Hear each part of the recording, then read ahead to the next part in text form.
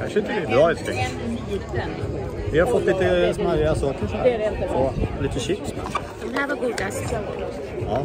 Gotländska chips. Gotländska äkta chips. De där är speciellt till vitt. Nu dricker vi. Så att vi kör på det. Oliver är ju svingott. Hon där, hon har inte riktigt testat det så mycket. Men hon kom på det att det var ganska gott. Ja, eller hur? Och nötterna är jättegoda med. Det är mycket som är gott här. Det fick vi tack vare våra grannar här. De hjälpte oss och se till att vi fick bra grejer. Vi sitter ganska bra här känner jag i solen så här. Det kommer vara sol här hela dagen nu.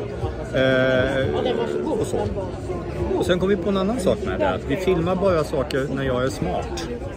Så ibland säger jag saker som inte är så smarta. Och de kommer inte med på film. Så det är bra att jag utger mig för att vara smartast.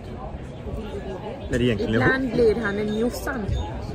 Nej, så kan man inte säga. Nej, så kan man inte säga. Jossan är smartare än mig egentligen. Det är bara det att jag skärper mig. Jag har ett manus. Jag läser fram. Jag har ett manus. Det ska inte säga så, men det kommer mycket grodor ur min mun.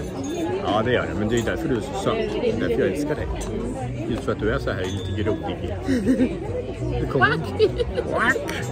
Ja, vi skulle bara säga att vi har det ganska bra här. Det är helt okej. Mycket roliga människor som går förbi och det är snygga och fula människor och vi dricker gott vin. Och här kommer vi sitta kvar till solen går ner tror jag. Och det kommer ta ett tag innan vi gör det. För vi sitter på bästa möjliga ställe. Vi sitter nämligen på